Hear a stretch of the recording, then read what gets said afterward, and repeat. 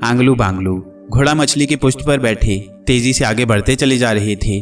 घोड़ा मछली की पुष्ट पर आगे बांगलू बैठा था और पीछे आंगलू। बांगलू ने मछली की तमाम कमर रोक रखी थी और आंगलू बड़ी मुश्किल से टिका हुआ था।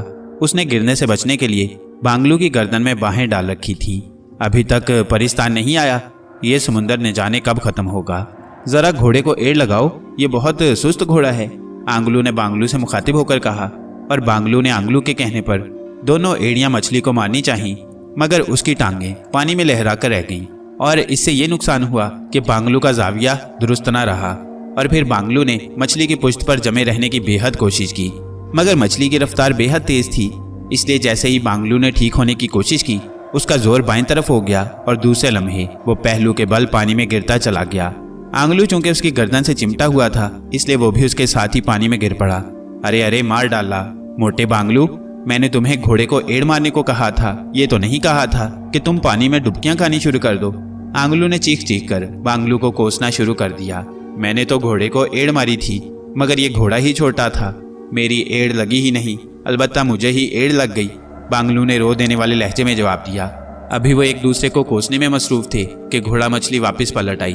तुम दोनों को क्या हुआ? चलो जल्दी करो, मेरी कमर पर सवार हो जाओ, वरना मैं वापस चली जाऊंगी, घोड़ा मछली ने बड़े गोसीले लहजे में कहा। और फिर आंगलू उछलकर आगे बैठ गया। बांगलू भी बड़ी मुश्किल से उस पर सवार हो गया और घोड़ा मछली एक बार फिर आगे बढ़ने लगी।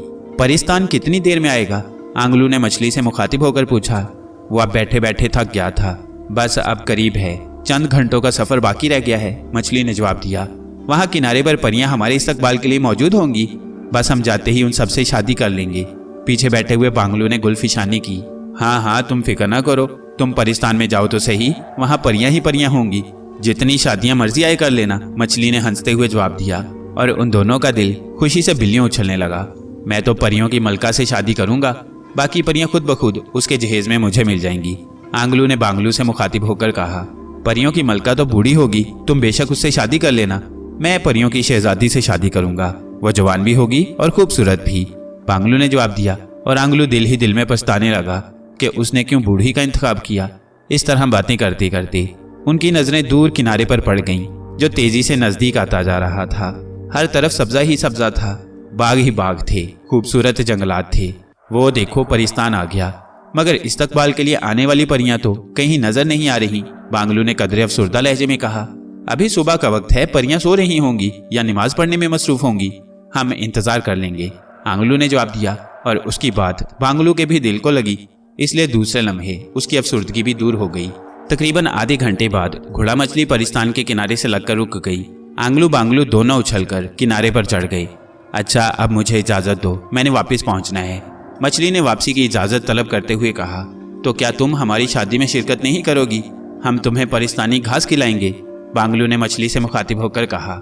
नहीं, मेरे हिस्से की घास तुम खा लेना, घोड़ा मछली ने हंसते हुए कहा और तेजी से वापस मुड़ गई। आंगलू बांगलू उस वक्त तक उसे देखते रहे जब तक वो नजर आती रही। फिर वो दोनों एक तवील सांस लेकर मुड़े, मगर दूसरे लम्हे उन दोनों का रंग जर्द पड़ गया, टांगें कांपने लगी, क्योंकि सामने एक लंबा तड़ंगा द्यो उनकी तरफ चला आ रहा था। अरे, कहीं उस नामुराद मछली ने हमें परिस्तान की बजाय द्योस्तान तो नहीं भेज दिया, आंगलू ने हकलाते हुए कहा।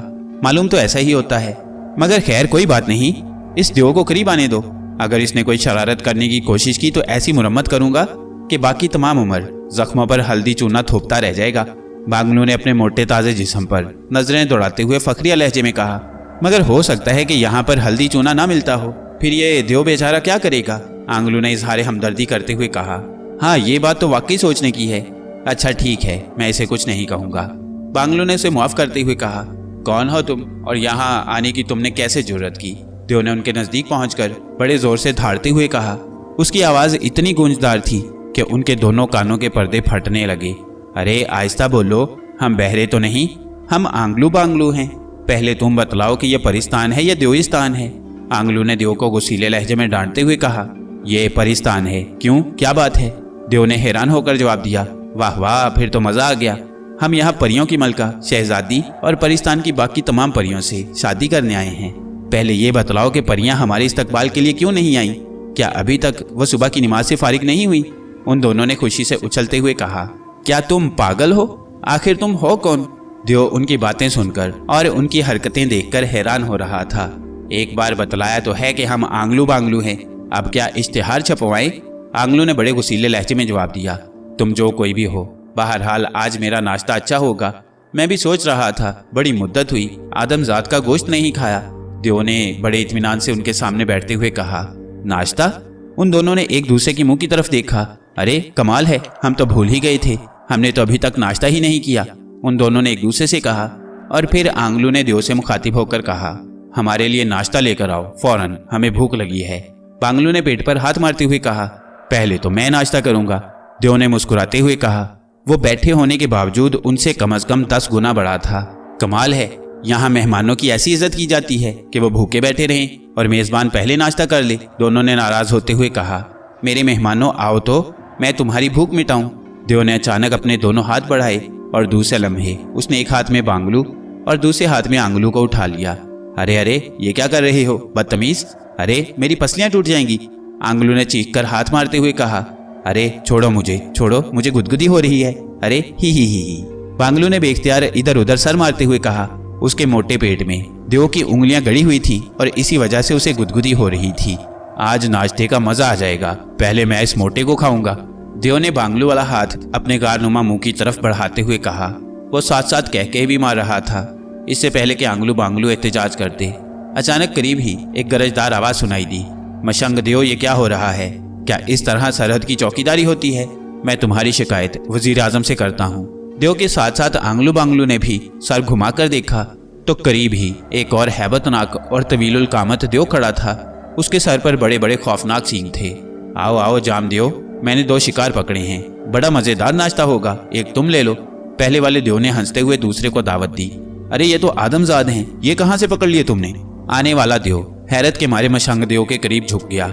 ये समुंदर से निकले हैं, पागल मालूम होते हैं, कहते हैं कि हम परिस्तान की मलका और शहजादी से शादी करने आए हैं। ही हा।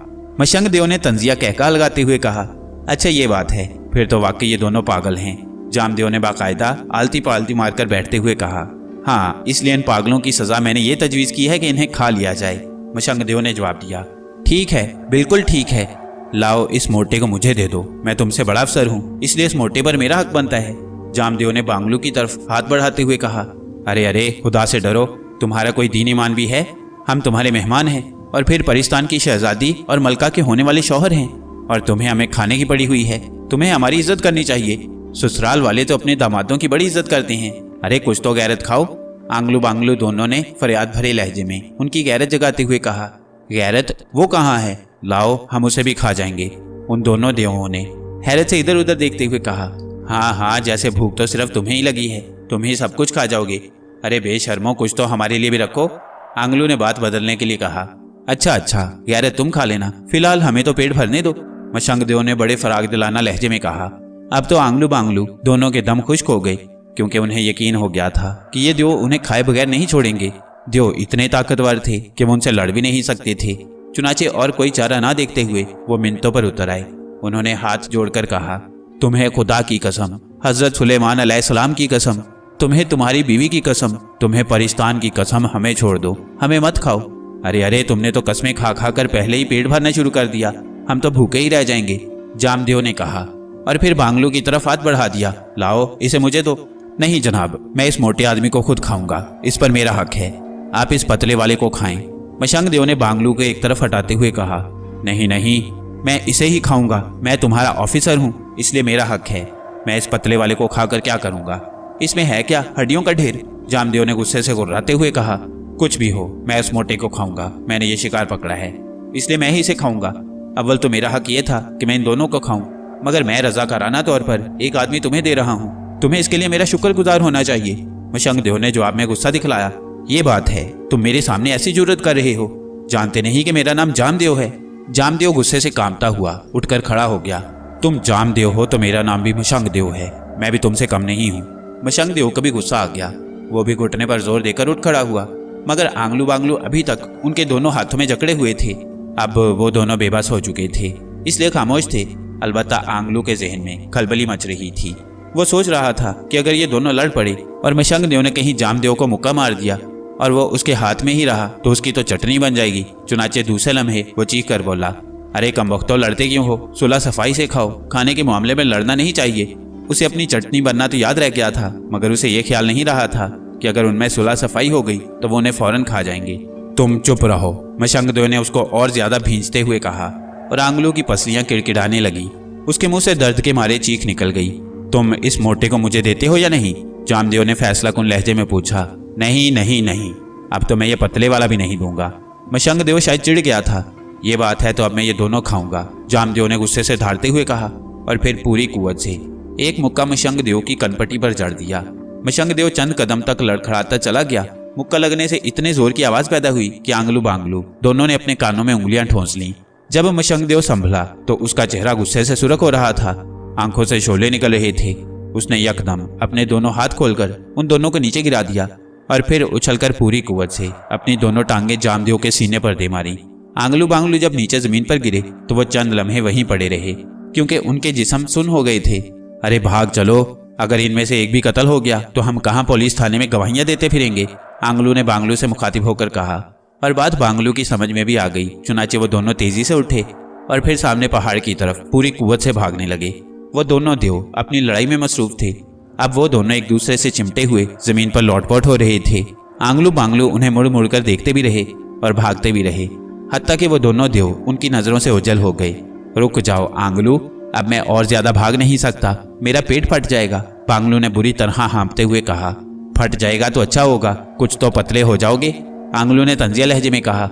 मगर बांगलू इतना थक चुका था कि वो एक पत्थर पर बैठ गया। उसमें जवाब देने की भी ताकत नहीं रही थी। चुनाचे आंगलू को भी बैठना पड़ा। अभी उन्हें वहां बैठे थोड़ी ही देर हुई थी कि अचानक उन्हें पहाड़ी की दूसरी तरफ से हंसने की आवाज आई। आवाज नुस्वानी थी और इतनी मुतरन्नम और सुरीली थी कि जैसे दूर कहीं मंदिर में घंटियां बज रही हों। आंगलू और बांगलू ये आवाज सुनते ही चौंक पड़े। जाहिर है नुस्वानी आवाज उनके कानों में पड़े और उनके कान न खड़े हों। अरे किसी औरत की आवाज है, हाय कितनी सुरीली है ये आवाज, बांगलू ने खड़े होते हुए कहा। उसे अपनी थकावट भी भूल गई थी। कोई बांसुरी नुमा औरत होगी, इसलिए तो सुरीली आवाज है। आंगलू ने अपनी राय जाहिर की, मगर बांगलू इस दौरान आगे बढ़ चुका था और फिर जैसे ही वो चंद कदम आगे बढ़ा उसने देखा कि पहाड़ की ढलान पर एक खूबसूरत मकान मौजूद है, जिसके इर्द गिर्द इंतहाई खूबसूरत बाग है और दो परियां जिनके सफेद रंग के खूबसूरत पर थे बाग से फूल चुनने में मसरूफ थीं और साथ साथ एक दूसरे से बातें भी करती जाती थी। इतने में आंगलू भी बांगलू के करीब पहुंच चुका था। वाह वाह, कितनी खूबसूरत परियां हैं, वाह जल शहजादी, खुदा तुम्हारा भला करे, तुमने हमें कितनी खूबसूरत बीवियां दिलाई हैं। आंगलू ने जल शहजादी का शुक्रिया अदा करते हुए कहा, चलो नीचे चलें और इनसे शादी कर लें। ये बेचारियां भी क्या याद करेंगी कि इन्हें कितने खूबसूरत और वजी शोहर मिले हैं। बांगलू ने फखरी अंदाज से अपने मोटे पेट को देखते हुए आंगलू से कहा और फिर वो दोनों तेजी से पहाड़ से नीचे उतरने लगे। दोनों परियां अपने काम में मसरूफ थीं। उन्होंने ना ही अब तक उन्हें देखा था और ना ही उनकी आवाज सुनी थी। नीचे उतरते वक्त आगे आगे आंगलू और उसके पीछे बांगलू था। बांगलू बेहद मोटा था, इसलिए उसे अपने आप को संभालने में बेहद मुश्किल पेश आ रही थी, मगर वो भी किसी न किसी तरह लुढ़कता चला आ रहा था। फिर अचानक बांगलू का पैर एक पत्थर से टकराकर उचट गया। उसने संभलने की बेहद कोशिश की, मगर उसके भारी भार कम जिस्म का जाविया एक बार बिगड़ गया तो अब भला कैसे संभलता। चुनाचे दूसरे लम्हे वो सर के बल जमीन पर गिरा और किसी वजनी चट्टान की तरह नीचे लुढ़कने लगा। उससे आगे आंगलू मुंह फाड़े परियों को देखता उतरा चला जा रहा था। वो इस काम में इतना मस्त था कि उसे बांगलू के गिरने का धमाका भी सुनाई ना दिया। और फिर लुढ़कता हुआ बांगलू पूरी कुव्वत से आंगलू के पैरों से टकराया और आंगलू का भी वही हशर हुआ। वो भी पुश्त के बल जमीन पर गिरा और तेजी से नीचे लुढ़कता चला गया। उन दोनों की रफ्तार इतनी तेज थी कि जैसे दो गेंदें लुढ़कती चली जा रही हों। अब उनके मुंह से बेख्तियार चीखें निकलने लगी। उनकी चीखें सुनकर दोनों परियां भी उनकी तरफ मुतवज्जा हो गईं और उन्होंने बड़ी हैरत से उन दोनों को लुढ़कते देखा। अरे ये कौन है? ये तो कोई नई किस्म के जानवर हैं, दोनों परियों ने हैरत भरे लहजे में कहा। उस वक्त आंगलू बांगलू लुढ़कते हुए उनके मकान के करीब पहुंच चुके थे, इसलिए उन दोनों ने परियों की बात सुन ली थी। चुनाचे बांगलू ने चीख कर कहा, कमबख्तो हमें रोको, हम जानवर नहीं तुम्हारे होने वाले शौहर हैं। बांगलू की बात भी उन दोनों परियों ने सुन ली। शौहर? उन दोनों ने हैरत से एक दूसरे को देखा और फिर बेख्तियार कह कहा मारकर हंस पड़ी। उस वक्त तक वो दोनों लुढ़कते हुए काफी दूर जा चुके थे। फिर बांगलू एक बड़े पत्थर से टकराकर रुक गया और इसके साथ ही आंगलू भी उससे टकराकर रुक गया। उन दोनों के कपड़े फट चुके थे और जिस्म पर बेशुमार खराशियां आ चुकी थीं। चंद लम्हे तो वो दोनों वहीं पड़े रहे, फिर बड़ी मुश्किल से कराहते हुए उठे। बांगलू ने अपनी कमर पकड़ी हुई थी और आंगलू अपने तरबूज नुमा सर को थामे हुए था। आंगलू का सर बुरी तरह चकरा रहा था। शायद उसके सर को ज्यादा चोटें आई थी और बांगलू को यूं महसूस हो रहा था जैसे उसके पेट में जख्म ही जख्म हो। तकलीफ इतनी ज्यादा थी कि वो सांस भी नहीं ले सकता था। अभी वो दोनों अपनी अपनी तकलीफ में गर्क थे कि वो दोनों परियां उड़ती हुई उनके करीब आकर उतरी। वो दोनों बड़े गौर से इन अजीबुल खलकत इंसानों को देख रही थी। शायद उन्होंने कभी आदमजाद को नहीं देखा था, इसलिए वो जरूरत से ज्यादा हैरान हो रही थी। अरे हैं तो ये हमारे जैसे, मगर हैं अजीबोगरीब, और फिर इनके पर भी नहीं हैं। एक परी ने दूसरी से मुखातिब होकर कहा, शायद ये दोनों आदमजाद होंगे, इसलिए इतने बेवकूफ़ हैं। मैंने बचपन में आदमजादों की कहानियां सुनी हुई हैं। दूसरी परी ने जवाब दिया, हमारा दर्द के मारे बुरा हाल हो रहा है और तुम दोनों बातों में मसरूफ हो। खुदा से डरो, अपने शौहरों की खिदमत करो। बांगलू ने परियों से मुखातिब होकर कहा, कुछ दूध जलेबियों का इंतजाम करो। आंगलू भला का पीछे रहने वाला था। तुम्हारा दिमाग खराब है, तुम हमारे शौहर क्यों होने लगे? हमारे शौहर तो मशंग देव और जाम देव हैं। अगर उन्होंने तुम्हारी बातें सुन ली तो तुम्हारा कीमा बना देंगे। एक परी ने बड़े गुस्से भरे लहजे में कहा, हा हा हा, मशंग देव और जाम देव हमारा कीमा क्या बनाएंगे? हमने उन दोनों की चटनी बना दी है। वो दोनों समुद्र के किनारे पड़े अपने अपने जख्म चाट रहे होंगे। आंगलू बांगलू दोनों ने मशंग और जामदेव का नाम सुनते ही कहकहा लगाकर कहा, ये तुम क्या कह रहे हो? दोनों परियां उनकी बात सुनकर घबरा गईं। हाँ हाँ, हम सच बोल रहे हैं, अगर यकीन ना आए तो जाकर देख लो, दोनों ने मुस्कुराते हुए कहा। और दोनों परियां ये बात सुनते ही फिजा में बुलंद हो गईं और फिर उड़ते उड़ते पहाड़ी की दूसरी तरफ चली गईं। मेरा ख्याल है फिलहाल इनके मकान में जाकर आराम करना चाहिए। जाहिर है वो दोनों देव आपस में लड़ लड़कर मर चुके होंगे, इसलिए ये परियां बहादुरी से मरूब होकर हमारी खिदमत करेंगी।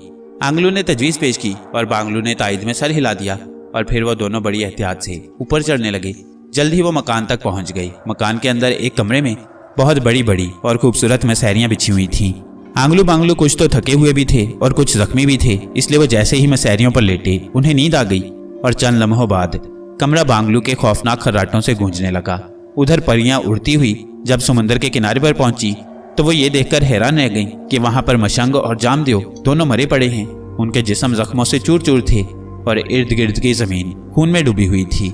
परियों ने जब उन्हें मरे हुए देखा तो वो रोने पीटने लगी। ये आदमजात तो बेहद खतरनाक हैं। देखने में तो ये बेजरर मालूम होती हैं, मगर उन्होंने हमारे शोहरों को मार मार कर खत्म कर दिया है। हमें फौरन इसकी इतला बादशाह सलामत को पहुंच जानी चाहिए। कहीं ऐसा ना हो कि वो इसी तरह परिस्तान के तमाम देवों को मार डालें। एक परी ने दूसरी से मुखातिब होकर कहा और दूसरी ने भी उसकी तायीद की और फिर दोनों तेजी से उड़ती हुई शाही महल में पहुंच गईं। उन्होंने वहां पहुंचकर रोना पीटना शुरू कर दिया। बादशाह को जब इतला मिली तो उसने उन्हें बुलाया। उन दोनों ने रो रो कर अपने शौहरों और आंगलू बांगलू के मुतल्लिक तमाम हाल बतला दिया। बादशाह उनकी बात सुनकर बेहद हैरान हुआ। उसकी समझ में नहीं आ रहा था कि ऐसे कौन से आदमजाद उसके मुल्क में पहुंच गए हैं जो इतने ताकतवर हैं कि उन्होंने उसके सरहदी मुहाफिजों को इस तरह आसानी से मार डाला है। उसने फौरन सिपा सालार को तलब किया और उसे हुक्म दिया कि वो फौज का एक दस्ता लेकर जाए और उन दोनों आदमजादों को गिरफ्तार करके फौरन उसके हजूर पेश करे। सिपा सालार ने फौजी देवों का एक दस्ता अपने हमरा लिया और फिर दोनों परियों समेत वो उस पहाड़ी की तरफ चल खड़ा हुआ। जब वो वहां पहुंचे जिस जगह वो परियां उन दोनों को छोड़कर गई थी, वहां वो मौजूद नहीं थे। कहाँ हैं वो आदमजाद? सिपा सालार ने परियों से पूछा। हम तो उन्हें यहीं छोड़कर गई थी, मालूम नहीं वो कहाँ चले गए। शायद हमारे मकान में ना घुस गए हों, परियों ने जवाब दिया। चलो मकान में भी देख लेते हैं, सिपा सालार ने कहा और फिर वह सिपाहियों समेत मकान में दाखिल हो गई। अभी वो कमरे से बाहर ही थे कि उन्हें कमरे से निकलने वाली खौफनाक आवाजें सुनाई दी। वो सब ठिठक कर रुक गए। आवाजें इतनी खौफनाक थीं और ऐसे मालूम होता था जैसे बादल गरज रहे हों। ये आदमजात तो मालूम नहीं होते, ये तो कोई खौफनाक बलाएं हैं। देखो इनकी आवाज कितनी खौफनाक है, सिपा सालार ने खौफजदा लहजे में कहा।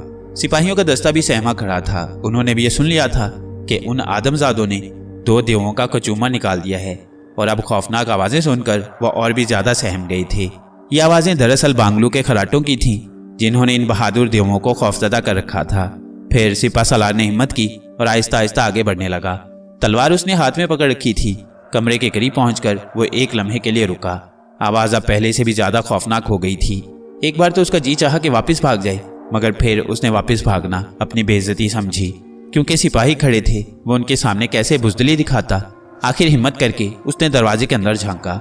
उसने देखा कि कमरे में दो मसहरियां पड़ी थीं और उन मसहरियों पर दो अजीबोगरीब किस्म के आदमजाद पड़े सो रहे थे। उनमें से एक इंतहाई लंबा और दुबला पतला था, मगर उसका सर जरूरत से ज्यादा बड़ा था और दूसरे का सर छोटा था मगर उसका जिस्म बेहद मोटा था और सर तो बिल्कुल छोटा था।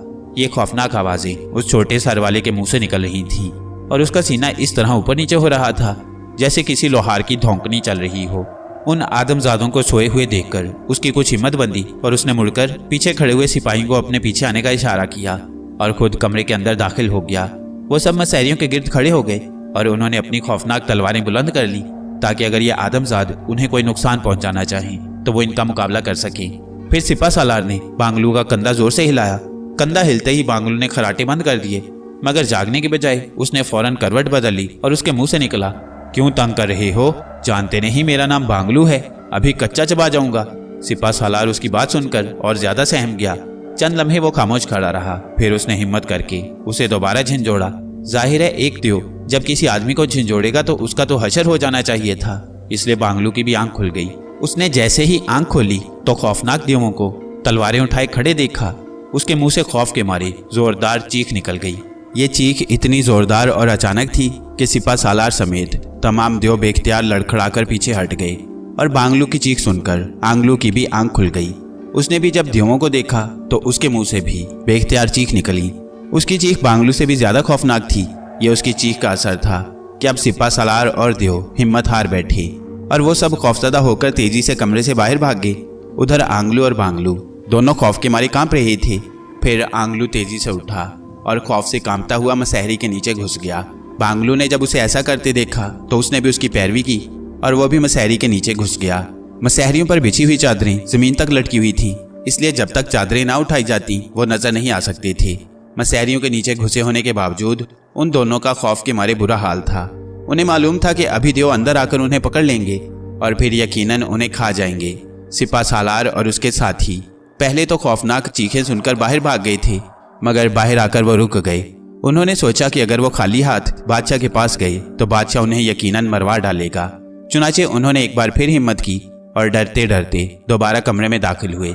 मगर अंदर दाखिल होते ही उन्हें हैरत का शदीद झटका लगा, क्योंकि मसहरियां खाली पड़ी थी और वो दोनों आदमजाद गायब थे। अरे ये कहाँ गायब हो गए? आखिर ये हैं क्या भला? अब क्या करें? अगर हम खाली हाथ गए तो बादशाह हमें कच्चा खा जाएगा। सिपा सालार ने अपने सिपाहियों से मुखातिब होकर कहा, अपने बादशाह से कहो कि गोश्त पकाकर खाया करे, कच्चा गोश्त खाने से पेट में दर्द हो जाता है। आंगलू से ना रहा गया, वो बोल पड़ा। उसकी आवाज़ जैसे ही कमरे में गूंजी वो सब चकरा कर रह गए कि आदमजाद तो नजर नहीं आ रहे मगर बोल रहे हैं, तुम कहाँ गायब हो? अगर तुम हमारी आवाज़ सुन रहे हो तो खुदा के लिए सामने आ जाओ और हमारे साथ बादशाह सलामत के पास चलो। अगर हमें खाली हाथ जाना पड़ा तो बादशाह हमें मरवा डालेगा। सिपा सालार ने हिम्मत करके दरख्वास्त करते हुए कहा। जब आंगलू बांगलू ने सुना कि ये देव उन्हें मारने नहीं बल्कि बादशाह के पास ले जाने के लिए आए हैं तो उन्हें फौरन ख्याल आया कि शायद बादशाह ने उन्हें इस्तकबाल के लिए भेजा हो, क्योंकि आखिर हम उसके दामाद बनने वाले हैं। ये सोचकर उन दोनों का खौफ दूर हो गया और फिर वो दोनों तेजी से मसहरियों के नीचे से निकल आए और अकड़कर सिपा सालार से कहने लगे, चलो चलो हम तुम्हारे साथ चलते हैं। तुमने हमें पहले क्यों नहीं बताया था कि तुम हमारे इस्तकबाल के लिए आए हो? इस्तकबाल? सिपा सालार ने हैरत भरे लहजे में कहा, जैसे उसे समझ ना आई हो कि ये उन्होंने क्या कहा है।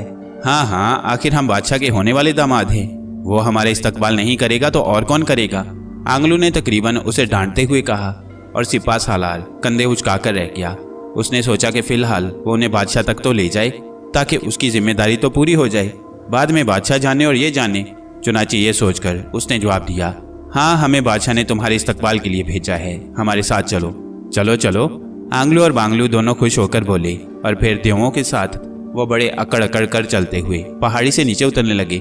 सिपा सालार को भेजने के बावजूद बादशाह को चैन न आया। उसे महसूस हो रहा था कि जैसे उसके मुल्क पर कोई बड़ी आफत आने वाली है। जिन आदमजादों ने इतनी आसानी से 2 सरहदी देवों का खात्मा कर दिया, वो न जाने कितने ताकतवर और बहादुर होंगे। वो अपने शाही कमरे में बेचैनी से टहलता रहा। फिर उसने ताली बजाई और एक परी फौरन अंदर दाखिल होकर आदाब बजा लाई। फौरन दरबार आम मुनक्किद करने का ऐलान करो, हम आदमजादों से दरबार आम में मिलना चाहते हैं। बादशाह ने कनीज परी को हुक्म देते हुए कहा और कनीज परी आदाब बजा लाती हुई बाहर निकल गई।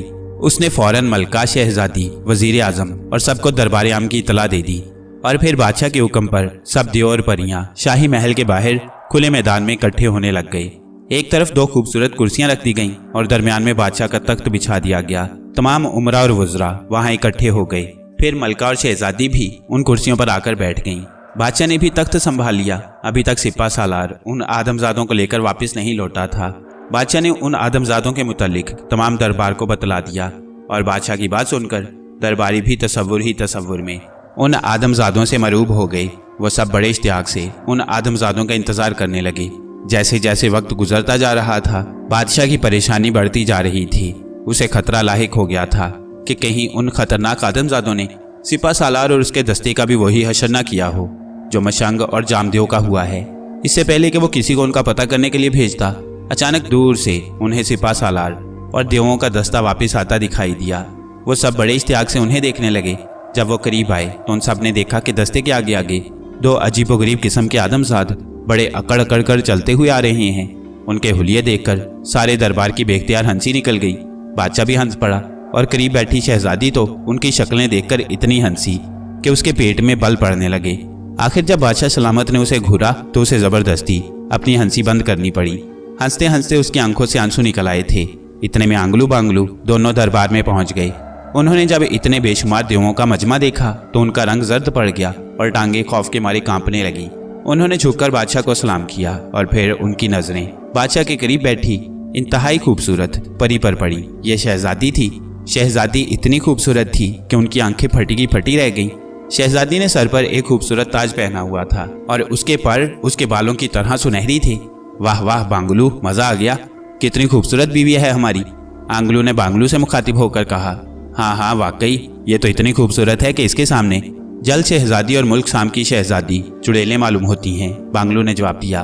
तुम दोनों कौन हो और तुमने हमारे मुल्क में दाखिल होने की कैसे जुर्रत की? और तुमने एक नाकाबिले मुआफी जुर्म किया है कि हमारे दो सरहदी देवों को मार डाला है। तुम्हारे इस जुर्म की तुम्हें भयानक सजा मिलेगी। बादशाह ने उन्हें बड़े गुस्सीले लहजे में कहा। बादशाह ने जब तक उन्हें देखा नहीं था वो दिल ही दिल में उनसे मरूब था, मगर जब से उसने उन्हें देखा था उसका खौफ दूर हो गया था। भला ये हकीर से आदमजाद उसका क्या बिगाड़ सकते थे? बादशाह सलामत, हमारा नाम आंगलू बांगलू है और हम यहाँ की शहजादी से शादी करने आए हैं। जहाँ तक देवों को मारने का ताल्लुक है, देवों को हमने नहीं मारा, हम तो भाग गए थे। वो दोनों तो आपस में लड़ लड़ कर मरे हैं, हम तो बेकसूर हैं। बांगलू ने हाथ बांधते हुए अपनी सफाई पेश की। बादशाह, शहजादी और तमाम दरबार ने जब ये सुना कि वो दोनों शहजादी से शादी करने आए हैं तो उन सबको उनकी जुर्रत पर बेहद गुस्सा आया।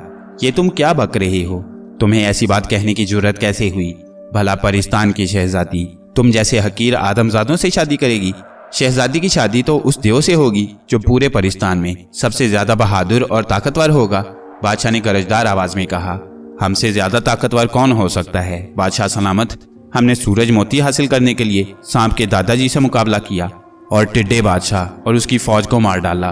मकड़ी शहजादी खौफनाक पिंजर को खत्म किया और समुद्र में हमने सफेद सांप से लड़ाई की। नीला फूल हासिल किया।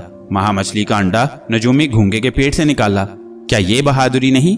आंगलू ने पिछली लड़ाइयों का जिक्र करते हुए कहा। तुम इतने बहादुर तो मालूम नहीं होते। बादशाह ने हैरत जाहिर करते हुए कहा। वाह बादशाह सलामत, अगर हम बहादुर ना होते तो अब तक कब के मर चुके होते।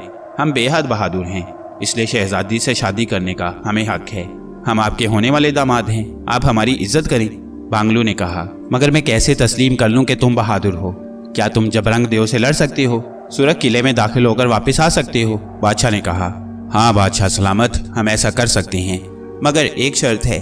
अगर हम कामयाब हो जाएं तो आपको शहजादी की शादी हमसे करनी पड़ेगी। आंगलू बांगलू दोनों ने बायक आवाज कहा। नहीं अब्बा हजूर, मैं इन पागलों से हरगिज शादी नहीं करूंगी। शहजादी जो अब तक खामोश बैठी ये सब कुछ सुन रही थी। उसने बड़े गुस्से भरे लहजे में बादशाह से मुखातिब होकर कहा। तुम चुप रहो। मैंने इनके सामने ऐसी शर्तें रखी हैं जिन्हें कोई पूरा नहीं कर सकता।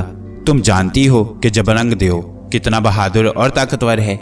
ये उससे कैसे जीत सकती हैं? वो इन्हें एक लम्हे में उठाकर खा जाएगा और अगर बाफर्जे महाल इन्होंने जबरंग को शिकस्त दे भी दी तो ये कतई नामुमकिन है कि सुरख किले में जाकर ये वापस आ सकें। आज तक कभी ऐसा नहीं हुआ और ना ऐसा हो सकता है। फिर ये किस तरह कामयाब होंगे? इसलिए तुम खामोश रहो। हम चाहते हैं कि सांप भी मर जाए और लाठी भी बच जाए। बादशाह ने शहजादी को समझाते हुए कहा और बादशाह की बात सुनकर शहजादी को इत्मीनान हो गया। चुनाचे उसने भी हामी भर ली। ठीक है, हमें तुम्हारी ये शर्त मंजूर है। अगर तुम जबरंग देव को शिकस्त दे दो और सुरख किले में जाकर वापस आ जाओ तो तुम्हारी शादी शहजादी से कर दी जाएगी। बादशाह ने ऐलान करते हुए कहा। ठीक है, हमें मंजूर है। आंगलू बांगलू ने खुश होकर जवाब दिया और फिर वो यूं मीठी मीठी नजरों से शहजादी को देखने लगे जैसे वो मुकाबला जीत गई हो और अभी उनकी शहजादी से शादी होने वाली हो। और फिर बादशाह ने दूसरे दिन आंगलू बांगलू और जबरंग देव के मुकाबले का ऐलान कर दिया। दरबार में मौजूद तमाम परियां और देव बड़ी हमदर्दाना नजरों से आंगलू बांगलू को देखने लगे, क्योंकि वो जानते थे कि जबरंग देव से ये किसी कीमत पर भी नहीं जीत सकते। कल तक ये दोनों शाही मेहमान रहेंगे, इन्हें शाही महल में ले जाया जाए, बादशाह ने हुक्म दिया। और फिर आंगलू बांगलू को मुलाजिम देव शाही महल में ले गए और दरबार बर्खास्त हो गया। दूसरे दिन परिस्तान के एक बहुत बड़े मैदान के गिर्द परिस्तान के तमाम देव और परियां इकट्ठी होनी शुरू हो गईं। जबरंग देव के साथ मुकाबले की इतला परिस्तान के कोने कोने में पहुंच चुकी थी और सब आंगलू बांगलू का हशर अपनी आंखों से देखना चाहते थे। वैसे उन सबको यकीन कामिल था कि आंगलू बांगलू दोनों जबरंग देव का एक बार भी नहीं सह सकेंगे। उधर जब जबरंग देव को बादशाह के हुक्म की इतला मिली तो वो बेहद खुश हुआ, क्योंकि काफी अरसा हुआ था उसका किसी से मुकाबला नहीं हो सका था। और फिर उसे खुशी इस बात की थी कि चलो इस बहाने आदमजादों को खाने का मौका भी मिल जाएगा। उसने बूढ़े और बुजुर्ग देवों से सुन रखा था कि आदमजादों का गोश्त बेहद लजीज होता है। जब मैदान में तमाम देव परियां जमा हो गईं तो बादशाह, मलका और शहजादी की आमद का बिगल बजा और फिर बादशाह, मलका और शहजादी सुनहरी रंग की रिथ में वहां पहुंच गए। बादशाह के तख्त पर बैठते ही जबरंग देव भी वहां पहुंच गया। जैसे ही वो मैदान में उतरा तमाम देव और परियों ने तालियां बजा बजाकर उसका इस्तकबाल किया। जबरंग देव बेहद तवीलुल कामत, हद से ज्यादा ताकतवर जिस्म का मालिक था। उसके बड़े बड़े 2 सींग नीले रंग के थे और उसकी शक्ल इतनी खौफनाक थी कि आदमी तो आदमी देव तक देखकर डर जाते थे। वो फुंकारता हुआ मैदान में उतरा और फिर गरज कर कहने लगा, कहाँ हैं वो आदमजाद, जल्दी उन्हें लेकर आओ, मुझे भूख लगी हुई है। फिर बादशाह के इशारे पर शाही महल से आंगलू बांगलू को वहां तलब किया गया और थोड़ी देर बाद ही वो दोनों मैदान में पहुंच गए। मैदान में तो वो बड़े फखरी अंदाज में अकड़ते हुए पहुंचे थे, मगर जैसे ही उन्होंने मैदान के दूसरे किनारे पर जबरंग देव को खड़े देखा तो उनके होश गुम हो गए। इतना खौफनाक देव उन्होंने कभी तसव्वुर में भी नहीं देखा था। उन्होंने करीब मौजूद एक देव से बड़े राजदाराना लहजे में पूछा, ये पहाड़ कौन है जो सामने सुर्ख रंग का ज़ेरे जामा पहने खड़ा है? यही तो जबरंग देव है जिससे तुम्हारा मुकाबला होना है, देव ने मुस्कुराते हुए जवाब दिया। और उन दोनों ने खौफजदा नजरों से जबरंग देव को देखते हुए कहा, अरे बाप रे, ये जबरंग देव है, हमने तो समझा था कि कोई मच्छर मार का देव होगा, ये तो पूरा पहाड़ है। आंगलू बांगलू की खौफ के मारे सिट्टी गुम हो गई। अरे ये हैं वो आदमजाद, आओ आगे आओ कमबख्तो, मुझे भूख लगी है, मैं ज्यादा देर इंतजार नहीं कर सकता, जबरंग देव ने धारते हुए कहा। उसकी आवाज इतनी गरजदार थी कि आंगलू बांगलू दोनों बेहोश होते होते बचे, मगर फिर उनकी नजरें सामने बैठी हुई शहजादी पर पड़ी जो बड़े इश्तियाक से उन्हें देख रही थी। उसे देखकर आंगलू बांगलू को हौसला हुआ। दरअसल वो शहजादी पर किसी किस्म की कमजोरी जाहिर नहीं करना चाहती थी, इसलिए चारों नाचार उन्हें मुकाबले के लिए तैयार होना पड़ा। चलो बांगलू आगे बढ़ो, तुम मुझसे ज्यादा ताकतवर हो, इसलिए पहले तुम जबरंग देव से लड़ो। आंगलू ने बांगलू को आगे धकेलते हुए कहा, वाह ये कैसे हो सकता है, तुमने बादशाह से वादा किया था लड़ने का, मैंने तो नहीं किया था। बांगलू ने पीछे हटते हुए कहा। अभी उन दोनों में बहस हो रही थी कि बादशाह ने सिपाहियों को हुक्म दिया कि इन दोनों आदमजादों को मैदान के दरमियान में ले आएं।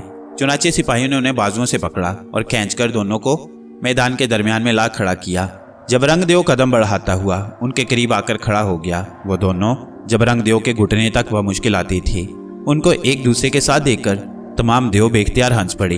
भला ये आदमजाद इतने बड़े देव का कैसे मुकाबला कर सकते हैं?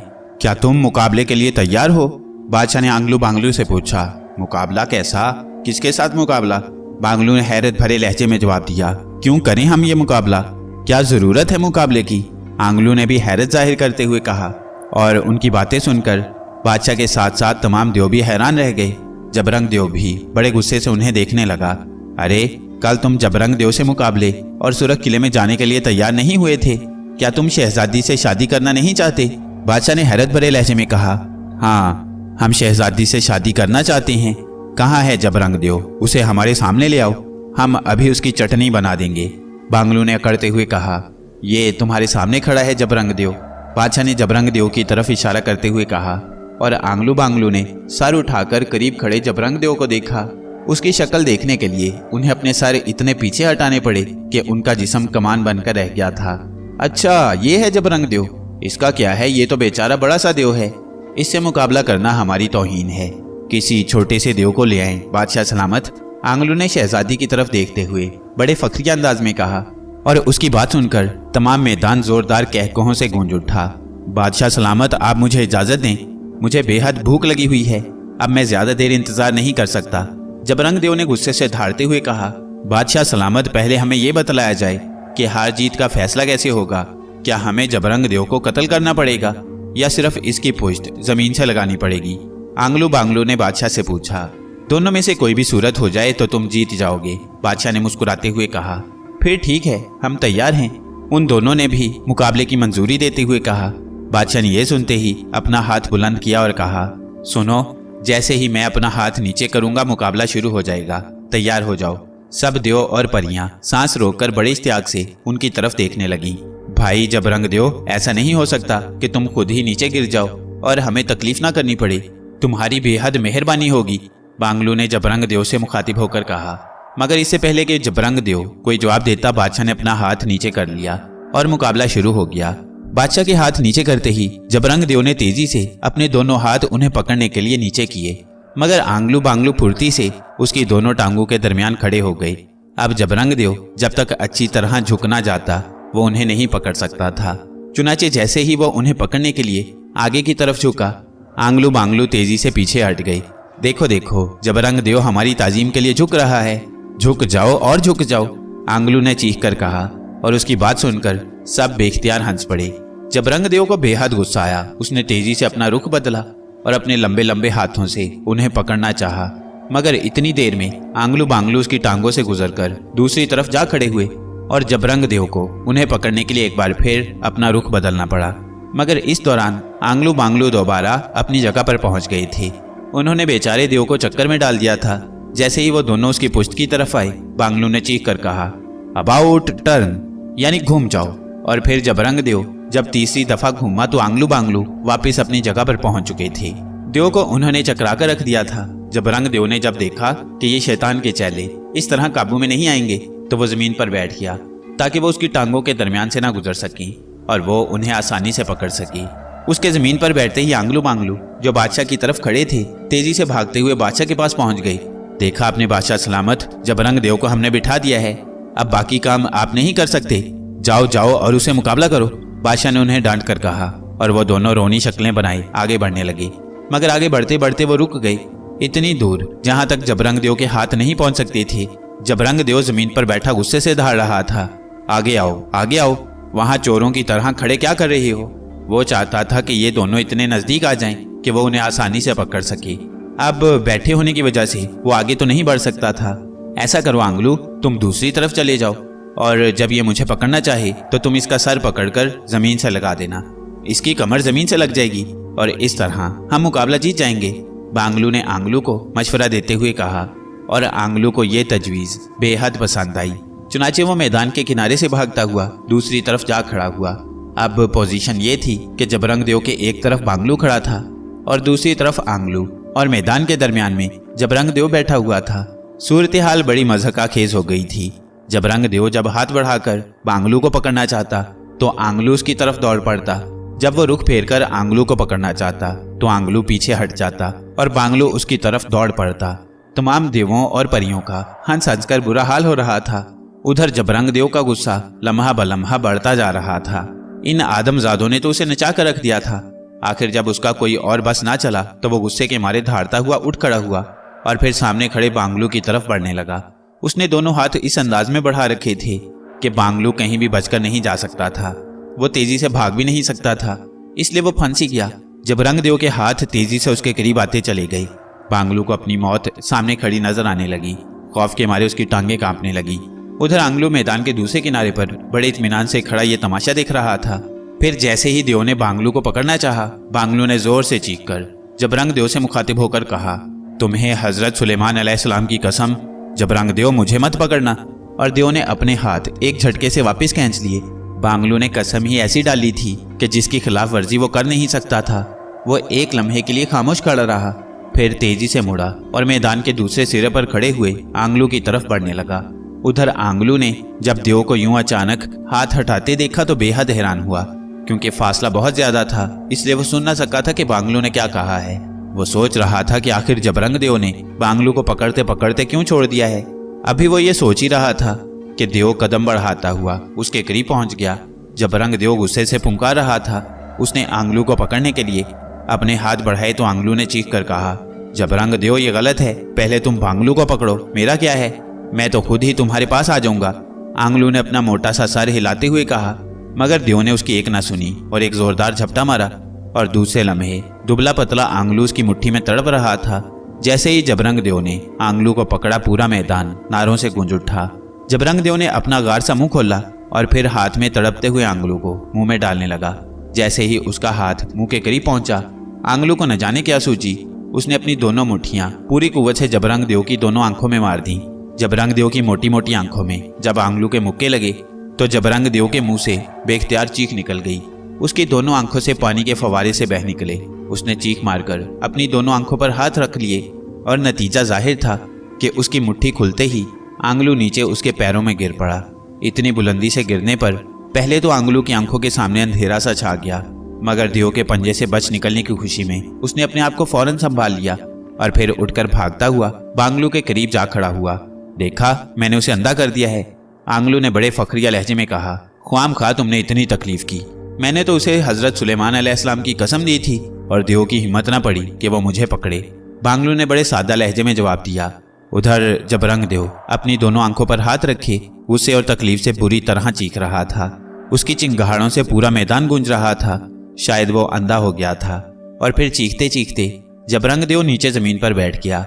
जैसे ही वो जमीन पर बैठा, आंगलू दोबारा जबरंग देव की तरफ भाग पड़ा।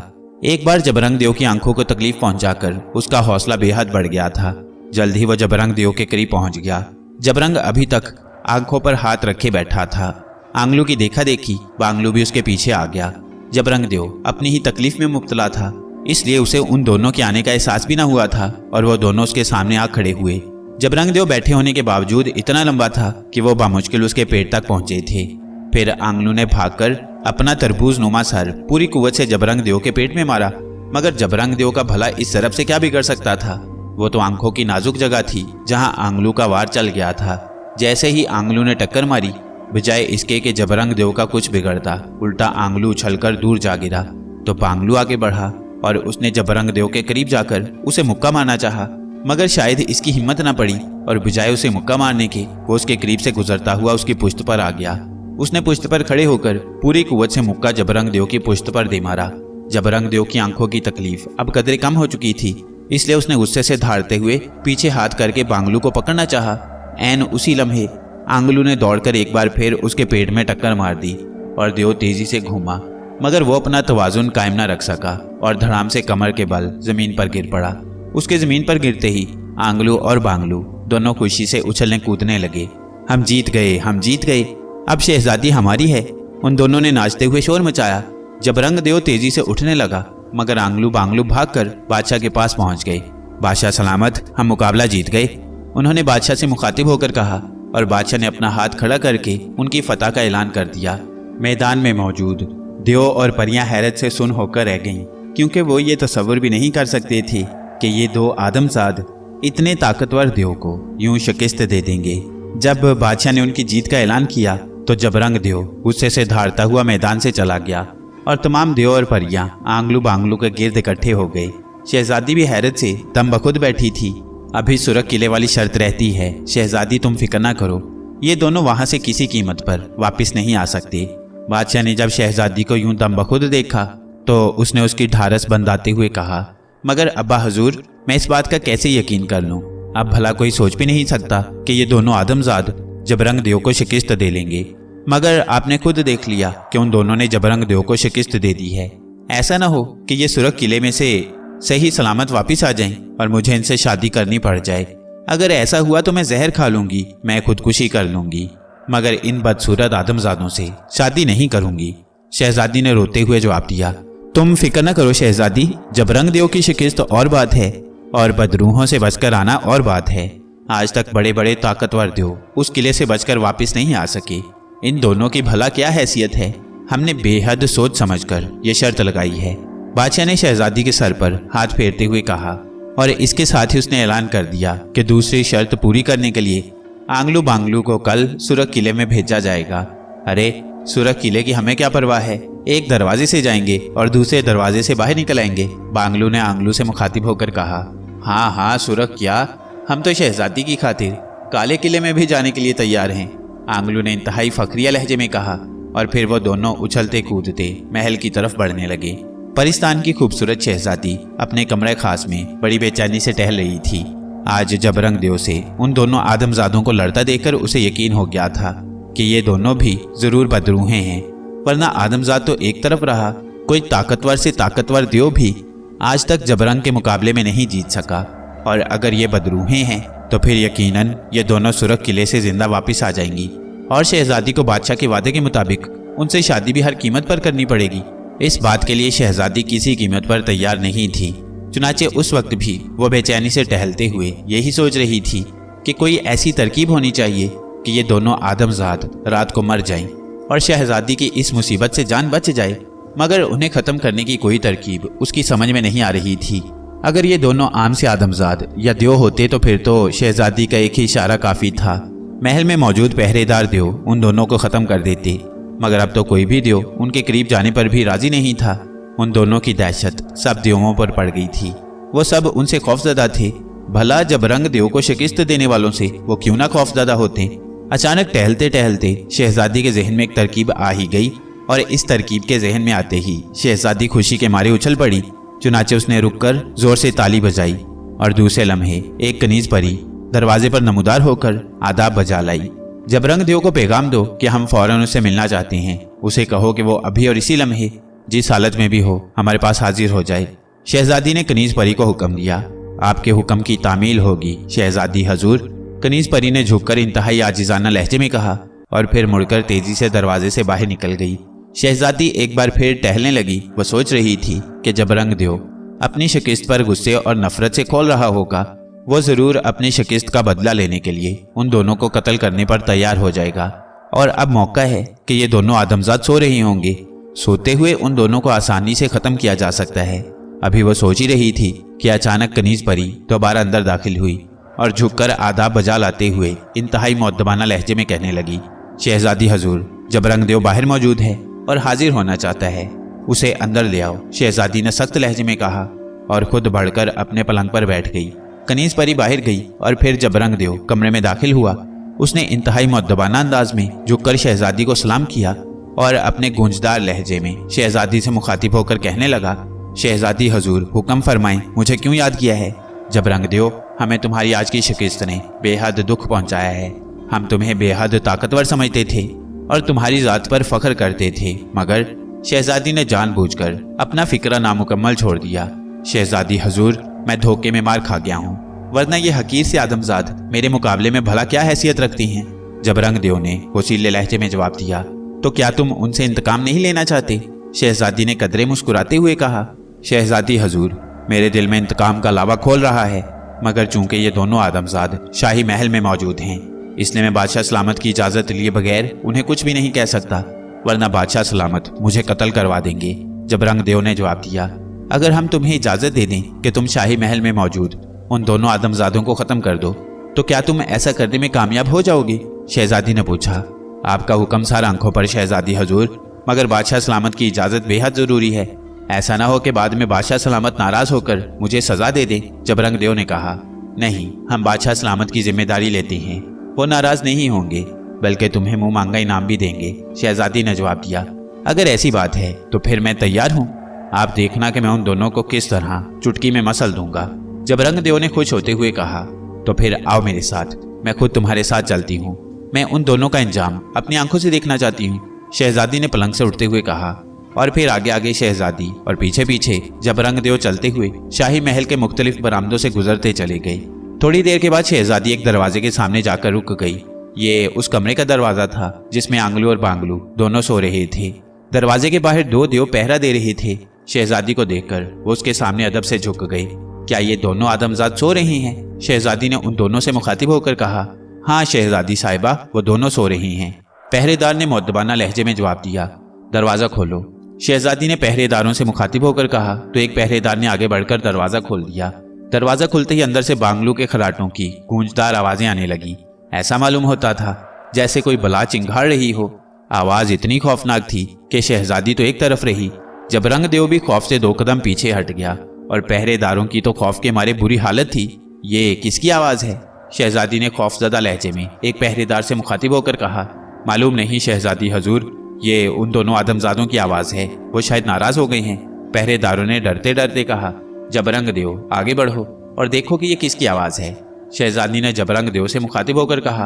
अच्छा शहजादी हजूर, जबरंग देव ने मरे मरे लहजे में कहा। उन आवाजों ने उसे बेहद डरा दिया था, मगर अब ना वो शहजादी के हुक्म से इनकार कर सकता था और ना ही पहरेदार देवों के सामने अपने आप को खौफजदा जाहिर कर सकता था। चुनाचे उसे कमरे के अंदर जाना ही पड़ा। उसने बड़ी एहतियात से कमरे के अंदर कदम रखा और फिर चौंक कर इधर उधर देखने लगा। कमरे में 2 बड़े बड़े पलंग मौजूद थे, मगर वो दोनों खाली थे और वो आदमजाद कहीं भी नजर नहीं आ रहे थे। अलबत्ता एक पलंग के नीचे से वो खौफनाक आवाज मुसलसल आ रही थी। जबरंग देव के अंदर जाने से शहजादी को भी हौसला हुआ और वो भी उसके पीछे कमरे में दाखिल हो गई। यहाँ तो कोई नहीं है शहजादी हजूर, जबरंग देव ने दबे दबे लहजे में शहजादी से मुखातिब होकर कहा। वैसे अब उसके लहजे में मौजूद खौफ साफ नुमाया था, मगर आवाज तो आ रही है। मेरा ख्याल ठीक है, ये दोनों बदरूहें हैं, इन्हें खत्म करना नामुमकिन है, शहजादी ने भी लरजते हुए कहा। उसी लम्हे बांगलू ने, जो पलंग के नीचे लेटा हुआ खौफनाक आवाज में खराटे ले रहा था, एक जोरदार खराटा लिया। साथ ही उसने करवट भी बदली। उसकी करवट बदलने से पलंग आधा ऊपर उठ गया और पलंग से भी चिरचिराहट की आवाज निकली। बांगलू के खौफनाक खराटे के साथ जब पलंग की चिरचिराहट मिली तो यकदम ऐसी खौफनाक आवाज निकली कि शहजादी और जबरंग देव दोनों खौफजदा होकर तेजी से कमरे से बाहर निकल गए। वो दोनों बुरी तरह कांप रहे थे। दरवाजा बंद कर दो, जल्दी करो, शहजादी ने खौफ से कांपते हुए पहरेदारों से कहा और पहरेदारों ने दरवाजा बंद कर दिया और इसके साथ ही खराटों की आवाज बंद हो गई और शहजादी और जबरंग देव ने इत्मीनान का सांस लिया। चलो जबरंग देव वापस चलें, ये यकीनन आदमजाद नहीं बदरूहें हैं। ऐसा न हो कि कहीं गुस्से में आकर ये मुझे ही खा जाएं। सुबह इन्हें किले में जाने दो, फिर जो होगा देखा जाएगा, शहजादी ने मायूस होकर कहा और अपने कमरे की तरफ बढ़ गई। और आंगलू बांगलू सिर्फ खराटों की वजह से मौत के हाथों बच गए और उन्हें नींद में पता भी न चला कि मौत उनके इतने करीब आकर वापस लौट गई है। आगे क्या हुआ ये जानिए इस सीरीज की अगली किस्त में, आंगलू बांगलू सुरख किला में। Thank you for watching and listening. Please subscribe now.